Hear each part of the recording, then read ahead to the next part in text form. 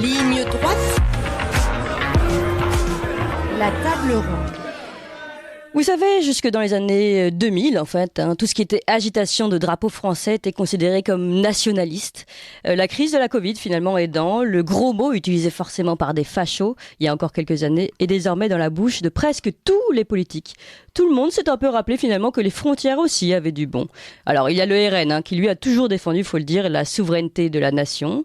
La France insoumise, qui, plus mijaurée, préfère parler de souveraineté du peuple, ou même d'indépendance, en passant par les LR enracinés tels que Bruno Retailleau. Même les socialistes y sont mis. Olivier Faure appelait de ses voeux une souveraineté sanitaire française. Seuls les Verts, finalement, n'osent pas utiliser ce gros mot, ils en préfèrent d'autres. Alors, qu'est-ce que ce souverainisme qui rassemble désormais autant de partis et quels sont les liens entre ces différents souverainismes et les frontières infranchissables? C'est notre table ronde du jour et je suis très heureuse d'accueillir Philippe Murer. Vous êtes ingénieur diplômé de l'École nationale supérieure d'informatique et de mathématiques appliquées de Grenoble, NCMAG. Vous êtes auteur avec Jacques Sapir de la note de la Fondation Res Publica sur les scénarios de sortie de l'euro. Et vous avez publié l'an dernier ce livre « Comment réaliser la transition écologique, un défi passionnant » aux éditions Jean-Cyril Godefroy. Bonjour Philippe Murer. Bonjour à vous, merci de nous accueillir. C'est moi qui vous remercie. Andrea Cotarac, vous êtes président du groupe RN d'Auvergne-Rhône-Alpes et cofondateur du mouvement localiste. Vous allez nous dire ce que c'est que ces mouvements localistes, d'ailleurs.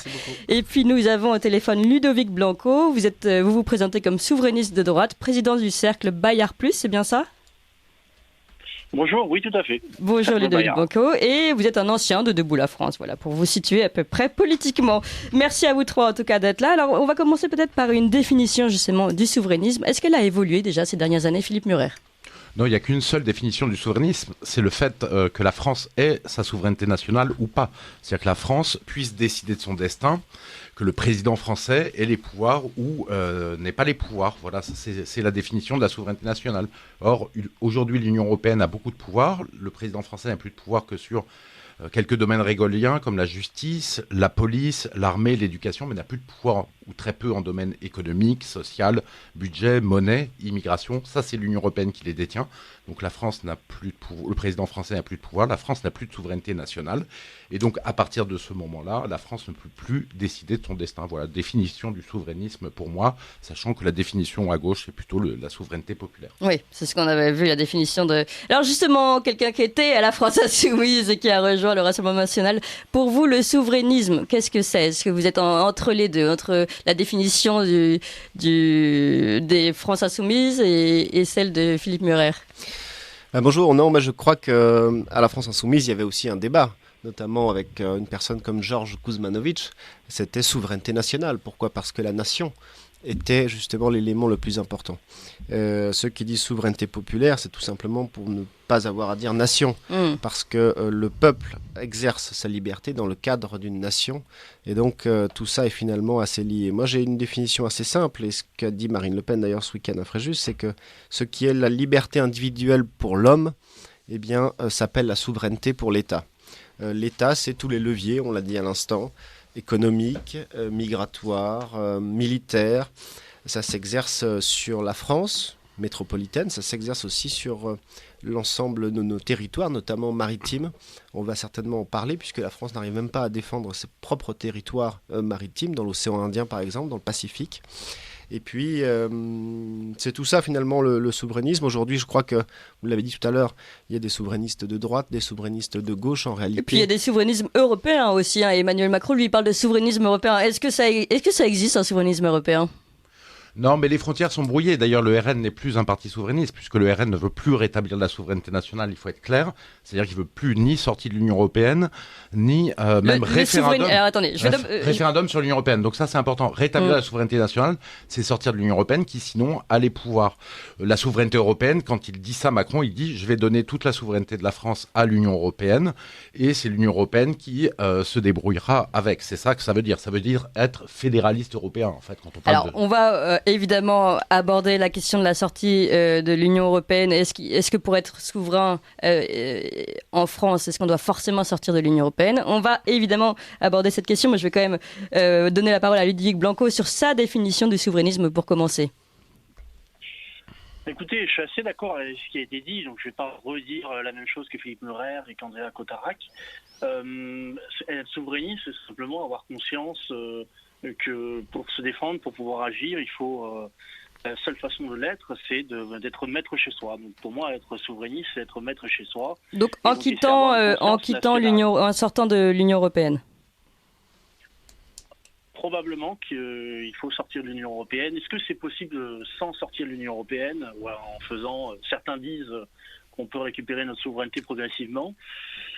Je ne sais pas si c'est faisable. En même temps, aucun président n'a vraiment essayé cette stratégie non plus. Donc, voilà. Mais je pense qu'effectivement, la meilleure façon, la façon la plus pure, c'est effectivement sortir de l'Union européenne. Bon, allez, on va se tourner vers l'économiste sur cette question, évidemment. Donc, il y a Brexit ou pas Brexit et la question de la monnaie en premier, je pense. Hein, pour... Oui, la question de la monnaie est importante parce que si, en fait, c'est l'Union européenne qui détient la monnaie, qui gère la monnaie, comme c'est le cas aujourd'hui, la Banque centrale européenne qui gère l'euro et la France qui le subit, ça veut dire que c'est elle qui a les clés du portefeuille. Vous ne pouvez pas être maître chez vous quand vous n'avez pas les clés du portefeuille. Et on l'a vu à 2 reprises dans le passé. Alexis Tsipras avait fait voter son peuple pour un référendum. Ils s'étaient opposés aux lois au mémorandum européen en 2015 et ils ont dû, parce que l'Union européenne a asphyxié financièrement la Grèce, grâce à la Banque centrale européenne, qui irrigue toute l'économie, eh bien, ils ont dû céder. Et de la même manière, Salvini, quand il est arrivé au pouvoir, il voulait tout changer. Il n'a rien pu changer au niveau de l'immigration légale parce que le regroupement familial fait partie de l'Union européenne et tout un tas de lois sur l'immigration. Il n'a rien pu changer sur l'économie puisque l'Union européenne lui a dit « vous revoyez votre budget jusqu'à ce qu'il nous convienne ». Donc si vous n'avez pas de monnaie, vous ne pouvez vraiment pas être souverain. Voilà, on a beau avoir toutes les bonnes intentions souverainistes du monde, on va dire, tant qu'on n'a pas le porte-monnaie, le portefeuille, on ne peut pas passer et appliquer ce qu'on... Mais justement, qu'est-ce que vous répondez à ça, Andrea Cotarac? Parce que c'était quand même une petite pique contre vous, ça. Non, moi je le dis et je le confirme, le Rassemblement national est un parti souverainiste. Je le suis à titre personnel, bien évidemment, et durant tout mon parcours politique. Là où je suis d'accord avec ce qui vient d'être dit, c'est que la monnaie, c'est le bras armé du politique. Vous ne pouvez pas être élu et vouloir mener votre politique si votre bras armé, à savoir la politique monétaire, appartient à quelqu'un d'autre. Moi, ce que je dis tout simplement, pour répondre à ce qui vient d'être expliqué, c'est qu'on a ici 2 positions. Une position puriste qui dit on sort de tout et vous verrez, tout ira mieux. Bon, très bien. Et il y en a une autre qui essaye de creuser un peu plus. Effectivement, l'euro aujourd'hui est géré par la Banque centrale européenne. Et donc la France d'ailleurs tous les autres États n'ont pas d'influence là-dessus. On a 2 positions, la mienne qui est souverainiste, à savoir que la monnaie c'est le bras armé du politique, et celle de l'Union européenne qui considère que la Banque centrale est indépendante, absolument indépendante. C'est-à-dire que le vocabulaire qu'ils utilisent dans les traités, c'est un vocabulaire de justice. Comme si on disait la justice est indépendante, c'est pas bien d'avoir la main sur la monnaie. Là où on a 2 positions, c'est que moi je pense que la Banque centrale européenne est réformable. On parlait à l'instant de la Grèce qui représente 3% de l'économie de l'Union européenne, ce qui n'est absolument pas le cas de la France. Or, aucun président français n'a décidé, n'a imposé de modifier les statuts, notamment de la Banque centrale européenne, afin que les nations aient une influence là-dessus. Ça, c'est le premier point. Deuxième point, vous parlez de la souveraineté européenne évoquée par Emmanuel Macron. En réalité, il n'y a que Emmanuel Macron qui parle de souveraineté européenne. Emmanuel Macron parle de souveraineté européenne lorsqu'il vend ses groupes, notamment les ports maritimes, les trains, aux Allemands. Et c'est étonnant, quand vous analysez la presse, vous avez en France des politiques qui nous parlent de souveraineté européenne pour faire de grands groupes européens, pour concurrencer la Chine ou les États-Unis. En Allemagne, il est écrit noir sur blanc, les Allemands ont racheté une entreprise française, point barre. Donc on voit bien qu'en France, et ça vient d'être dit tout à l'heure, par le 3e intervenant, il n'y a pas de président, il n'y a pas de politique qui a aujourd'hui mené une politique souverainiste dans le cadre actuel. Ça n'existe pas. Ah, vous voulez dire que jusqu'à maintenant, il n'y a pas eu de politique souverainiste en France? Aujourd'hui, vous avez un Emmanuel Macron. Hier, vous aviez un Nicolas Sarkozy. Vous aviez un Nicolas Sarkozy qui a trahi le peuple français. Entre les deux, vous aviez eu François Hollande, dont on ne peut pas penser une seule seconde qu'il ait une once de souveraineté. Donc effectivement, ça n'a pas eu lieu. Donc effectivement, la position puriste, elle est simple, elle est claire. Les mêmes faciles, j'ai envie de dire. Mais jusqu'à présent, on n'a pas eu de président de la République qui a tenté de mener une politique souverainiste, qui a tenté de réformer la BCE, qui a tenté d'imposer un point de vue différent de Si, on avait eu un. C'était le général de Gaulle, quand il était à la présidence de la République. Qu'est-ce qu'il avait fait, en fait? C'était pas le même cadre. Oui, mais c'était pas le même cadre, mais justement, il voulait pas que le cadre évolue vers ce qu'il est aujourd'hui, et ce qui enlève les pouvoirs à la France et qui empêche de tout faire. C'est-à-dire que quand il a fait la politique de la chaise vide, le général de Gaulle, pendant sa présidence, c'était pourquoi? C'était c'était pour obtenir le veto de la France à toute décision européenne. Ce qui permettait à la France, si elle n'était pas d'accord à un texte, voilà, si elle n'est pas d'accord à un texte de la Commission européenne, de refuser ce texte de loi ou cette directive, et ce qui permettait à la France de garder, et tous les autres pays de garder leur souveraineté. Maintenant, on a changé cette loi, il n'y a plus de droit de veto, et donc on n'a plus de possibilité d'exercer la souveraineté.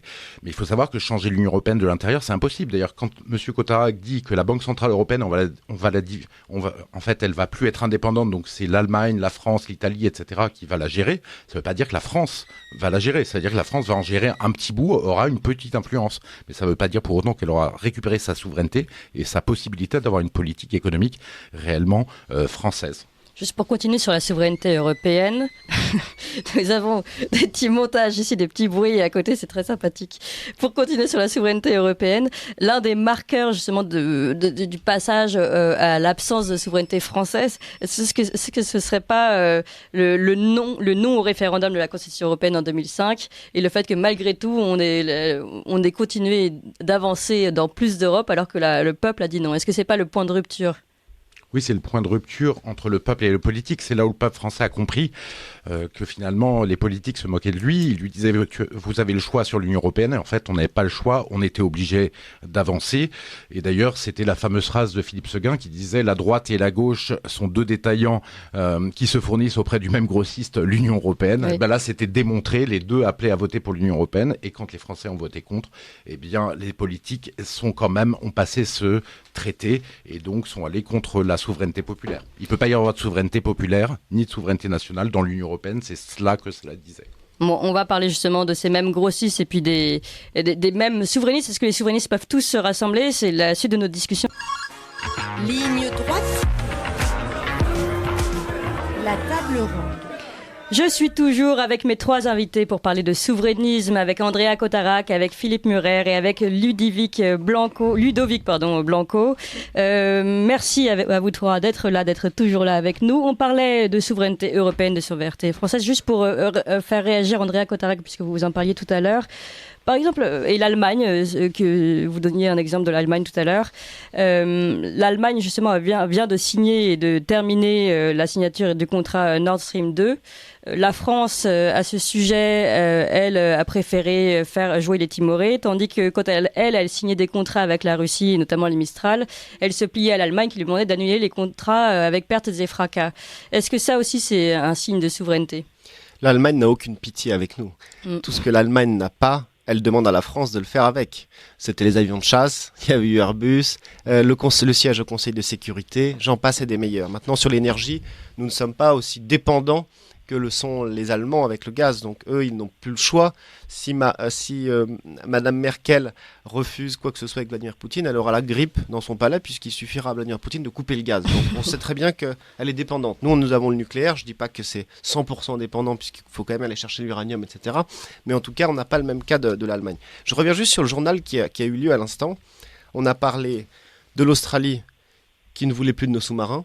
C'est pas l'Union européenne, ce sont les Américains qui reprennent nos marchés et qui ont certainement mis une pression extrêmement folle sur leurs alliés australiens pour refuser le contrat avec les Français. On a parlé de ces multimilliardaires qui gèrent les GAFAM, qui aujourd'hui font les touristes dans l'espace. Aujourd'hui, les GAFAM, ce sont les nouveaux régimes totalitaires. Ils réussissent ce que les communistes n'avaient pas réussi. Ils contrôlent les citoyens, ils contrôlent nos envies. Ils ont ils ont de nombreuses données de nos envies, de ce que nous sommes, de ce que nous faisons. Et ils n'ont plus peur dans les nations. Ils n'ont plus peur dans les nations. Une nation ne peut plus s'opposer aux GAFAM aujourd'hui. Si on regarde l'actualité, ils ne veulent pas payer d'impôts, ils font la loi partout. Ça, c'est le nouveau régime. Ce n'est pas l'Union européenne, là. C'est aux nations de se réaffirmer. Et puis, troisième point, on a vu la Syrie.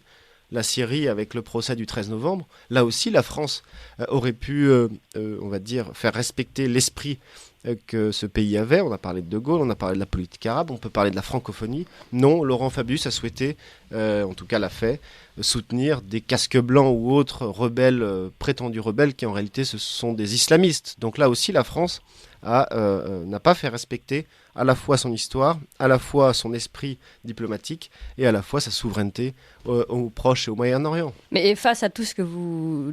Et l'Union européenne ou la Banque centrale, pour le coup, là, n'a pas de poids. Enfin, les pays qui sont souverains, comme la Russie, la Chine, ou la Russie même, ont réussi à développer leurs GAFA nationaux.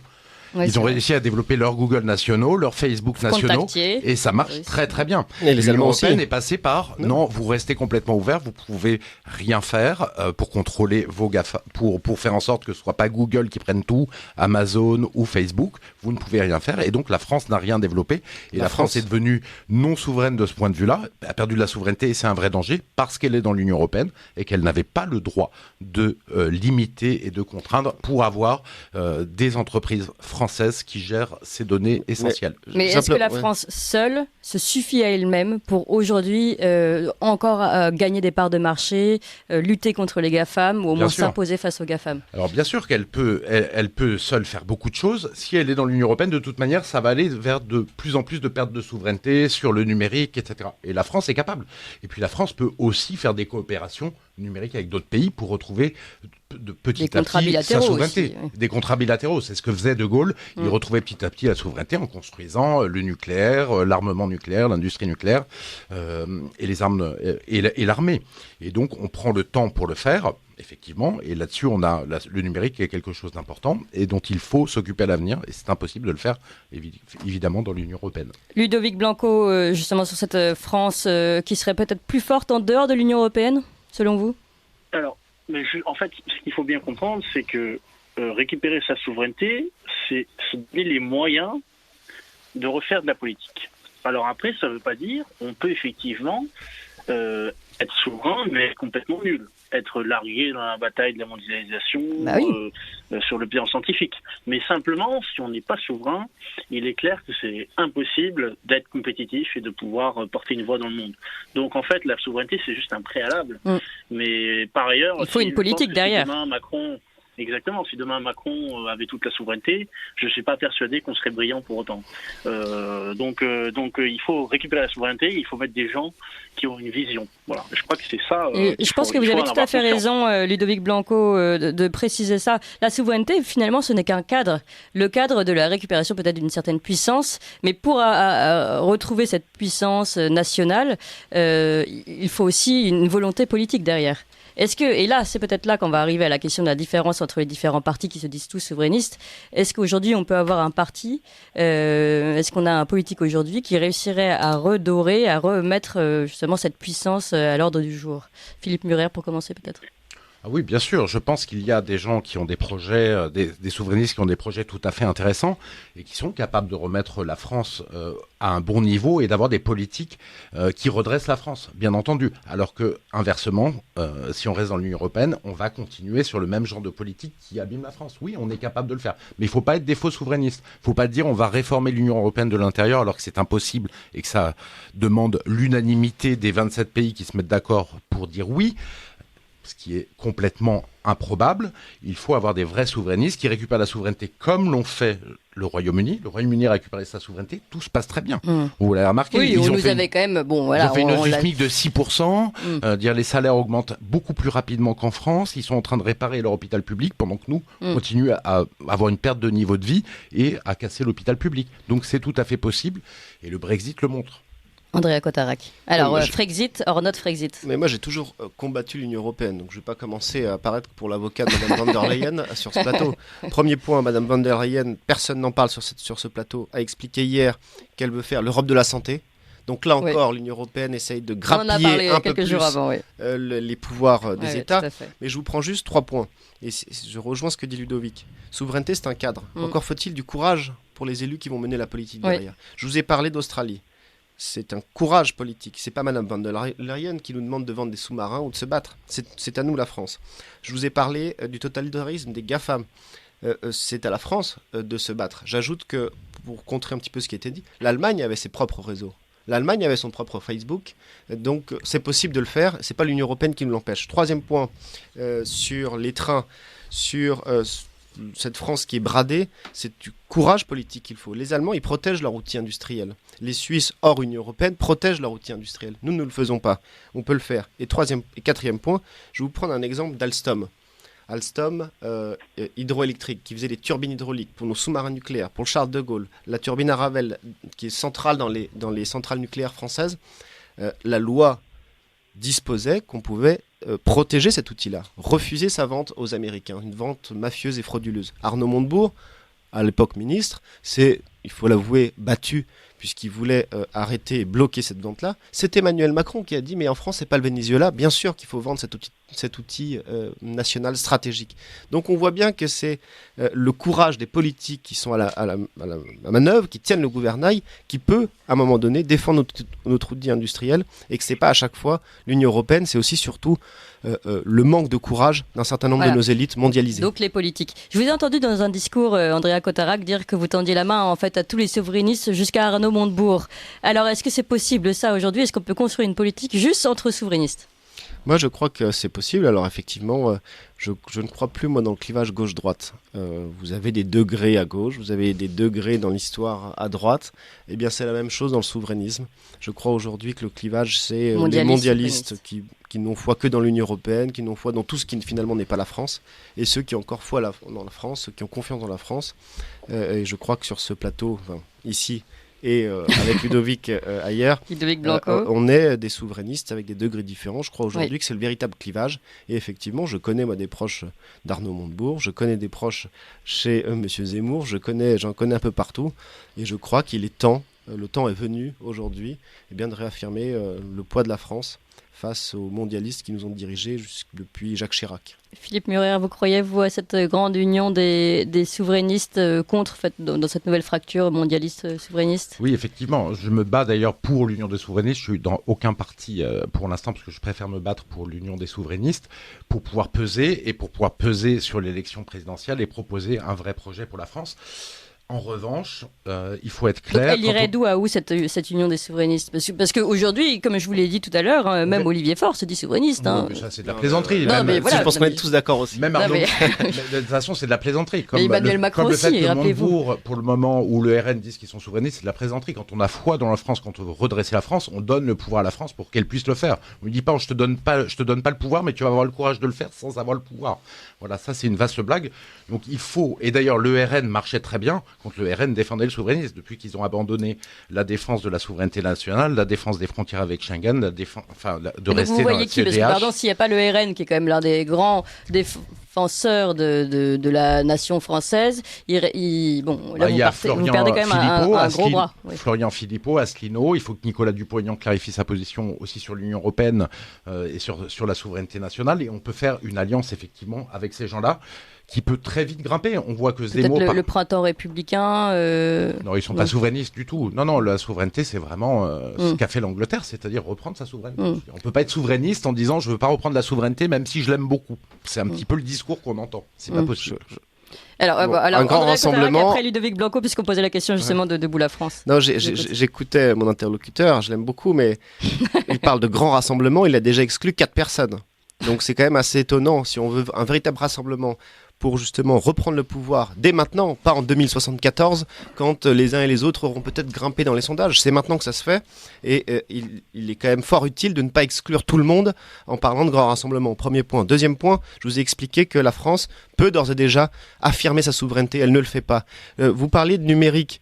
Mais où est cette école de guerre pour protéger nos données qui sont attaquées par les Américains, par les Chinois, nos grandes entreprises? Ça, on peut le faire dès maintenant, on ne le fait pas. Donc on voit bien qu'il y a des champs énormes où on peut défendre et innover en matière de souveraineté, en matière de protection et de protectionnisme. Et après, bien évidemment, je le répète, bien évidemment qu'il ne faut pas suivre la marche de cette Union européenne-là. Je suis bien d'accord, et toute ma vie, j'ai combattu cette Union européenne, mais on ne peut pas faire de grands rassemblements en excluant déjà la moitié.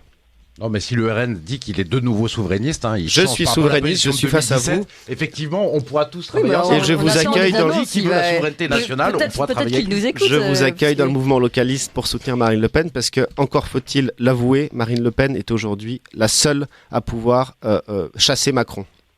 Alors, Ludovic Blanco, en plus on parlait de Debout la France, vous avez été, vous êtes un ancien Debout la France, peut-être vous pouvez aussi nous aider à savoir si vous les considérez comme patriotes ou pas, souverainistes ou pas.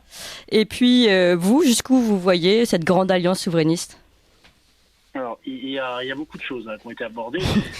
D'abord, je pense que l'union, elle se fait à la base, et que moi, je suis sur le terrain, donc je vois tous les jours, pas tous les jours, toutes les semaines, disons, les militants. Vous êtes où sur le terrain d'ailleurs, Ludovic Blanco? À Grenoble, voilà. Et si vous voulez, il y a on est mûrs. Je pense que les souverainistes, la base, elle est mûre pour qu'il y ait une union. Simplement, il faut être honnête. C'est les têtes, il y a un problème d'ego, premièrement, et puis il y a un deuxième problème, c'est qu'il y a des stratégies politiques divergentes. Donc il y a les puristes, qui à mon avis... Comme Philippe Murer, vous voulez dire. Oui, mais c'est pas dans ma bouche, ce n'est pas un gros reproche. Non, c'est pas un gros mot. Si vous voulez, il y a les puristes qui considèrent qu'effectivement, sûrement ils ont raison, qu'il faut sortir de l'Union européenne et de l'euro parce que c'est la façon la plus honnête et la plus crédible pour s'en sortir. Vous avez des gens qui ont des stratégies politiques différentes qui s'appuient sur les sondages, il faut quand même être honnête. C'est le cas de Marine Le Pen qui effectivement est de moins en moins souverainiste, il faut quand même le dire. Et puis vous avez d'autres stratégies, celle de Nicolas Dupont-Aignan et celle de Jean-Frédéric Poisson, que je pourrais mettre dans le lot aussi, qui est une stratégie un petit peu... des jours ils sont très souverainistes, d'autres c'est un peu moins marqué. Ils sont et Montebourg, vous le mettez où là dans l'histoire? Et ils ont un plan B. Montebourg, je sais pas. Pour moi, c'est un non-sujet, en fait, Montebourg. Je suis pas sûr qu'il ira jusqu'au bout. S'il est crédité de 1%, je doute qu'il soit candidat pour faire ça. Bon, on verra. Mais et après, il y a le phénomène Zemmour. Alors, qui lui n'a pas un discours purement souverainiste, mais qui est quand même, pendant de longues années à la télévision, a dit qu'il fallait sortir de l'Union européenne et de l'euro. C'était quand même un des seuls. Moi, je vois... Ce qui peut être intéressant, c'est pour prendre en tenaille le système. J'ai eu cette réflexion il y a quelques jours.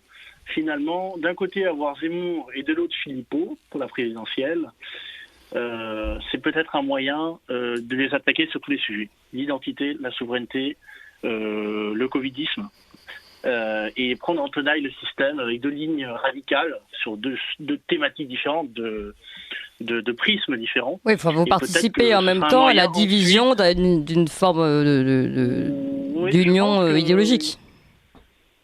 Écoutez, ce sera difficile de se mettre d'accord tous au premier tour, il faut quand même être lucide. Est-ce que la lutte pour la France ne mérite pas de se réunir entre souverainistes et d'essayer de faire un programme de salut public et à partir de là de faire une candidature commune?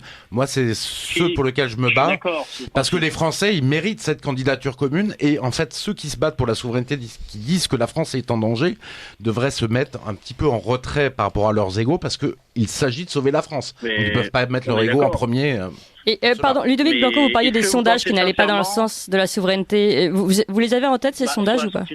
Sur la sortie de l'euro, voilà, on sait que dans les sondages, et pour Éric Zemmour, il a une partie de son électorat qui sont des boomers, des anciens des Républicains. Il ne dira pas je sors de l'euro et de l'Union européenne parce que ces gens-là ne voteront pas pour lui. Mais si on faisait un référendum, moi je suis pas sûr qu'on ne soit pas contre.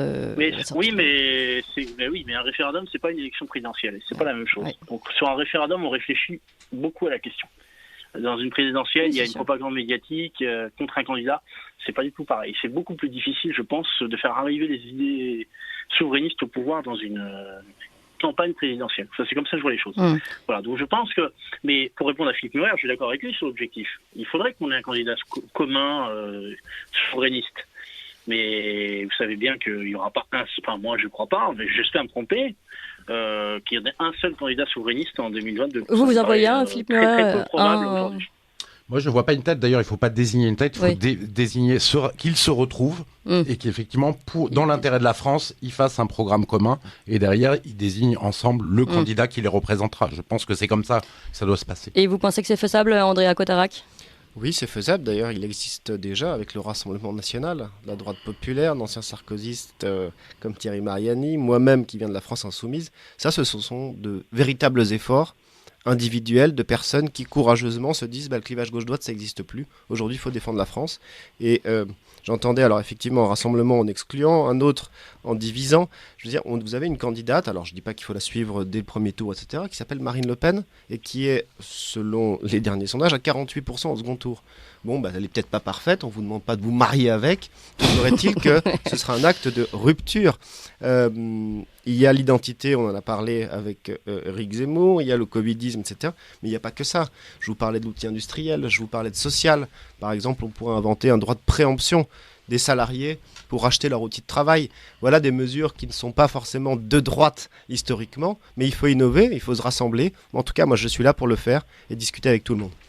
Ouais, donc vous tendez la main aux autres, mais malgré tout, pour le moment, vous restez encore dans l'Union européenne, tandis que les autres souverainistes nous disent, nous, on veut sortir maintenant. Oui, ou alors on veut un référendum. On veut donner au peuple français, c'est quand même pas compliqué de dire au peuple français, on vous donne le choix de rester ou de sortir de l'Union européenne. Une des solutions. C'est quand même très simple et c'est au peuple français de décider en conscience sur cette question essentielle. Et il n'y a pas de quoi avoir peur de voter pour ou contre l'Union européenne. Une des solutions pour le parti Rassemblement National, ce serait peut-être de promettre ce référendum après son élection. Mais vous savez, il faut du pragmatisme quand vous prenez le pouvoir. Il faut une stratégie, ça a été dit tout à l'heure. Moi, je travaillais au Parlement européen. L'Union européenne a été s'est centralisée, s'est renforcée plus dans ces 13 derniers mois de Covid que pendant des décennies de traités.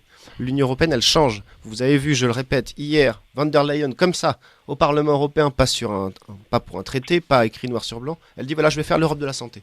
Personne ne sait ce que c'est. Donc elle met des pions en avant. En face, il faut des gens... Toujours plus d'Europe. Ça ne fonctionne pas, on en donne plus. Au niveau pragmatique, pas référendum ou écrit, puissent défendre nos intérêts français. J'ajoute un dernier point. Vous avez parlé de M. Tsipras. Moi, j'avais largement suivi dans mon autre vie les rapports de force qu'il y avait entre Tsipras et la Commission européenne. Oui, les Grecs voulaient un rapport de force. Oui, les Grecs voulaient un peu plus de liberté. Mais les Grecs ne voulaient pas sortir de l'euro. Voilà. Non, c'est juste que c'est juste que la BCE parfois a fixé la Grèce et Tsipras n'a pas eu de choix que de plier puisque l'économie grecque était par terre. Et vous n'avez rien dit sur le référendum. Ce serait envisageable ça de dire mais moi je suis de faire pour cette les promesse. référendums. Bon, après, vous savez, les promesses, je suis certains modèles partout dans le monde où il y a des référendums où les gens votent constamment. Mais c'est ça un petit peu l'objectif, c'est de retrouver notre souveraineté par pragmatisme, défendre notre outil industriel, défendre nos emplois, défendre l'identité française. Ça passe, vous parlez de manière un peu puriste de l'Union européenne, je peux vous parler de l'OTAN aussi, on n'en parle pas autour de cette table, personne ne parle de l'OTAN, bien évidemment qu'il faut à minima sortir du commandement de l'OTAN et à moyen long terme sortir de l'OTAN. Bon, voilà, ça c'est un point extrêmement important. Entre nos souverainistes et on va s'arrêter là-dessus. Merci beaucoup en tout cas Philippe Murer. Je vais juste rappeler le titre de votre dernier livre, Comment réaliser la transition écologique, un défi passionnant aux éditions Jean-Cyril Godefroy. D'ailleurs on vous recevra pour ce livre dans quelques jours. Andrea Cotarac, vous êtes président du groupe RN d'Auvergne-Rhône-Alpes et cofondateur du mouvement Localiste. Et donc je vais lire son livre. Voilà, exactement. Vous allez travailler peut-être ensemble. Et Ludovic Blanco, souverainiste de droite et président du cercle Bayard Plus. Merci beaucoup à vous trois. On continuera de parler souverainisme, j'espère, parce que c'est quand même le grand sujet de cette année de présidentielle. Merci à vous trois en tout cas.